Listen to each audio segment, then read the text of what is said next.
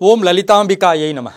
ಗೃಹಿಣಿ ಗೃಹಮುಚ್ಚತೆ ಅಂತ ಕರಿತೀವಿ. ನಮ್ಮ ಮನೇಲಿ ಎಲ್ರಿಗೂ ಅಷ್ಟೇ, ನಮ್ಮ ಮನೇಲಿ ದೀಪ ಇದೆ, ನಮ್ಮ ಮನೇಲಿ ಬೆಳಕಿದೆ, ನಮ್ಮ ಮನೇಲಿ ವಿದ್ಯುತ್ ದೀಪ ಇದೆ, ಮನೆ ಬೆಳಕಾಗಿದೆ. ಇದೆಲ್ಲಕ್ಕಂತ ಮಿಗಿಲಾಗಿ ಆ ಮನೇಲಿರ್ತಕ್ಕಂಥ ಮಗಳಿರ್ಬೋದು, ತಂಗಿ ಇರ್ಬೋದು, ಅಕ್ಕ ಇರ್ಬೋದು, ಬಹುಮುಖ್ಯವಾಗಿ ಮಡದಿ ಇರ್ಬೋದು, ತಾಯಿ ಇರ್ಬೋದು, ಇವರೆಲ್ಲರೂ ಕೂಡ ದೀಪಗಳು ಅಂತ ಹೇಳಿದ್ರೆ ತಪ್ಪಾಗಲ್ಲ. ಬೆಳಗ್ತಕ್ಕಂಥ ದೀಪಗಳು, ಜೀವನ ಬೆಳೆಸ್ತಕ್ಕಂಥ ದೀಪಗಳು. ಅಂತಹ ಮಹಿಳೆಯರಿಗೆ ಇವತ್ತಿನ ದಿವಸ ನಾವು ಈ ಶಕುನ ಶಾಸ್ತ್ರ, ಸಾಮುದ್ರಿಕ ಶಾಸ್ತ್ರ, ಇದರಲ್ಲೂ ಕೂಡ ಕೆಲವನ್ನು ಅನುಭವಪೂರ್ವಕವಾಗಿ ಹಿರಿಯರು ಇರ್ಬೋದು, ಗ್ರಂಥಗಳಿರ್ಬೋದು ಹೇಳಿರ್ತಕ್ಕಂಥದ್ದು ಕೂಡ.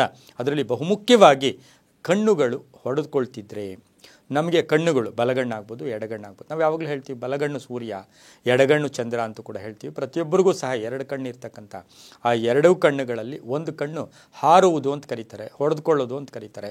ಕಣ್ಣಿನ ಮೇಲ್ಭಾಗದ ರೆಪ್ಪೆ ಹೊಡ್ಕೊಳ್ತಕ್ಕಂಥದ್ದು ನಮಗೆ ಗೊತ್ತಿರೋದಿಲ್ಲ, ಅದು ಪಟ ಪಟ ಪಟ ಅಂತ ಹಿಂಗೆ ಹೊಡ್ಕೊಳ್ತಾ ಇರುತ್ತೆ.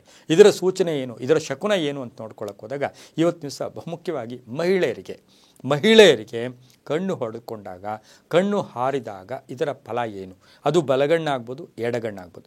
ಶಾಸ್ತ್ರಗಳಲ್ಲಿ, ಸಾಮುದ್ರಿಕ ಶಾಸ್ತ್ರದಲ್ಲಿ ಹೇಳಿದ್ದಾರೆ, ಮಹಿಳೆಯರಿಗೆ ಎಡಗಣ್ಣು ಎಡಭಾಗದ ಕಣ್ಣು ಹೊಡ್ಕೊಂಡಾಗ ಅಥವಾ ಹಾರಿದಾಗ ಅಥವಾ ಮೇಲ್ಭಾಗದ ರೆಪ್ಪೆಗಳು ಈ ರೀತಿ ಪಟಪಟ ಅಂತ ಹೊಡೆದಾಗ ಅಥವಾ ಕಣ್ಣು ನಮಗೆ ನಾವು ಮುಚ್ಚಿದ್ರೆ ಕಣ್ಣು ಮುಚ್ಕೊಳ್ಳುತ್ತೆ, ತೆಗೆದ್ರೆ ಕಣ್ಣು ತಗೊಳ್ಳುತ್ತೆ. ಅದನ್ನು ಸುಮ್ಮನೆ ಇದ್ರೂ ಕೂಡ ಅದು ಕಣ್ಣು ಪಟ ಅಂತ ಹೊಡ್ಕೊಂಡಾಗ ಇದರ ಶಕುನ ಏನು ಹೇಳುತ್ತೆ ಅಂತ ಶಾಸ್ತ್ರದಲ್ಲಿ ಹೇಳಿದ್ರೆ ಅದು ಶುಭ ಫಲ, ಒಳ್ಳೆಯದಾಗ್ತಾ ಇದೆ.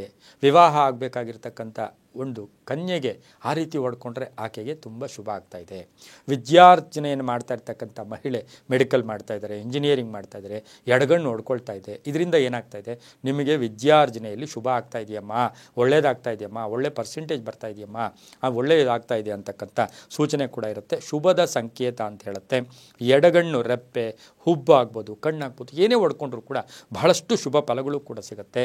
ಅದರಲ್ಲಿ ಧನ ಯೋಗ ಇರ್ತಕ್ಕಂಥದ್ದು, ವಿವಾಹ ಯೋಗ ಇರ್ತಕ್ಕಂಥದ್ದು, ಆರೋಗ್ಯದಲ್ಲಿ ಸುಧಾರಣೆ ಕಾಣ್ತಕ್ಕಂಥದ್ದು, ಮನೆಯಲ್ಲಿ ಕಲಹಗಳಿಂದ ಮುಕ್ತಿ ಆಗ್ತಕ್ಕಂಥದ್ದು, ಆಸ್ತಿ ತಗೊಳ್ತಕ್ಕಂಥ ಯೋಗ, ಬ್ಯಾಂಕ್ ಸಾಲಕ್ಕೆ ಪ್ರಯತ್ನ ಪಡ್ತಾ ಇದ್ರೆ ಬ್ಯಾಂಕ್ ಸಾಲ ಸಿಗೋ ಯೋಗ. ನಾವು ಎಷ್ಟೋ ಸರಿ ಗಮನಿಸಿದ್ದೀವಿ, ಮಹಿಳೆಯರು ಉದ್ಯೋಗ ಮಾಡ್ತಾ ಇರ್ತಾರೆ, ಒಳ್ಳೆ ಉನ್ನತವಾದ ಹುದ್ದೆಯಲ್ಲಿರ್ತಾರೆ, ಅವರು ಕಚೇರಿಯಲ್ಲಿ ಪ್ರವೇಶ ಮಾಡೋ ಸಮಯದಲ್ಲಿ ಆ ಎಡಗಣ್ಣು ನೋಡ್ಕೊಳ್ತು ಅಂದರೆ ಆವತ್ತಿನ ದಿವಸ ಆ ಕಚೇರಿಯಲ್ಲಿ ಆಕೆಗೆ ಉನ್ನತವಾದ ಸ್ಥಾನ ಜೊತೆಗೆ ಕೀರ್ತಿ ಪ್ರತಿಷ್ಠೆಗಳು ಜಾಸ್ತಿ ಆಗುತ್ತೆ. ನನಗೆ ಎಷ್ಟೋ ಜನ ಹೇಳಿದ್ದಾರೆ, ಎಡಗಣ್ಣು ಹೊಡ್ಕೊಂಡಾಗ ಏನು ಗುರುಗಳೇ ಈ ರೀತಿ ಅಂತ ಕೇಳಿದಾಗ, ಇಲ್ಲಮ್ಮ ಶುಭ ಅಂದರೆ ಸಂಧ್ಯಾಕಾಲಕ್ಕೆ ನನಗೆ ಬಡ್ತಿ ಸಿಕ್ತು, ನನಗೆ ಸಂಬಳ ಜಾಸ್ತಿ ಆಯಿತು, ನನಗೆ ಒಳ್ಳೆಯದಾಯಿತು, ಇದನ್ನೆಲ್ಲವನ್ನೂ ಕೂಡ ಹೇಳ್ಕೊಂಡಿದ್ದಾರೆ. ಇನ್ನು ಅದ್ರ ಜೊತೆಗೆ ಬಲಗಣ್ಣು ನೋಡ್ಕೊಂಡಾಗ, ಎಡಗಣ್ಣದೇನೋ ಆಯಿತು ಆದರೆ ಬಲಗಣ್ಣು ನೋಡ್ಕೊಳ್ತಾ ಇದೆ, ಇದ್ರ ಏನು ತೋರಿಸುತ್ತೆ ಅಂದರೆ ಜಾಗೃತಿಯನ್ನು ತೋರಿಸುತ್ತೆ, ಹುಷಾರಾಗಿರೋಕ್ಕೆ ಹೇಳುತ್ತೆ. ಮನೆಯಲ್ಲೇನೋ ಕಲಹಗಳಾಗುತ್ತೆ, ಮನೆಯಲ್ಲಿ ಯಾರೋ ಕೋಪತಾಪಗಳಿಗೊಳಗಾಗ್ತೀರಾ, ಮನೆಯಲ್ಲಿ ಯಾರೋ ನಿಮಗೆ ಅಪನಿಂದನೆಗಳಾಗ್ತಾರೆ, ನಿಮಗೆ ಅಪಕೀರ್ತಿ ಬರುತ್ತೆ ಅಂತಕ್ಕಂಥದ್ದನ್ನು ಕೂಡ ಅದು ತೋರಿಸ್ಕೊಳ್ತಾ ಇರುತ್ತೆ. ಕೆಟ್ಟ ವಾರ್ತೆ ಬರ್ತಾ ಇದೆ, ಕೆಟ್ಟ ಸುದ್ದಿ ಬರ್ತಾ ಇದೆ, ಜಾಗೃತಿಯಾಗಿರೋ ಅಂತ ಹೇಳ್ತಾ ಇರುತ್ತೆ. ನಿರೀಕ್ಷಿತ ಕಾರ್ಯಗಳಲ್ಲಿ ವಿಘ್ನಗಳಾಗ್ತಾ ಇದೆ.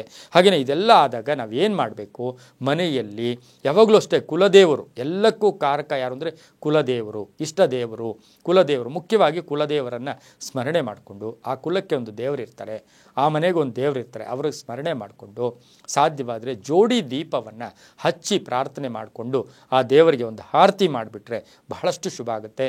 ಅದರ ಜೊತೆಗೆ ಯಾರಿಗಾದರೂ ಈ ರೀತಿ ಕೆಟ್ಟ ಒಂದು ಬಲಗಣ್ಣು ನೋಡಿಕೊಂಡ ಮಹಿಳೆಯರು ಸಿಹಿ ಬೆಲ್ಲವನ್ನು ಯಾರಿಗಾದರೂ ಕೊಡಿ, ಅದರಿಂದ ಸಾಕಷ್ಟು ಒಳ್ಳೆಯದಾಗುತ್ತೆ. ಪಾರ್ವತೀ ದೇವಿಯನ್ನು ಸ್ಮರಣೆ ಮಾಡ್ಕೊಳ್ಳಿ. ಓಂ ನಮೋ ಪಾರ್ವತೀ ದೇವಿಯೈ ನಮಃ ಈ ಮಂತ್ರ ಹೇಳ್ಕೊಳ್ಳಿ, ತುಂಬ ಒಳ್ಳೆಯದಾಗುತ್ತೆ. ಸರ್ವೇ ಜನ ಸುಖಿನೋ ಭವಂತು, ಸಮಸ್ತ ಸನ್ಮಂಗಳಾನಿ ಭವಂತು.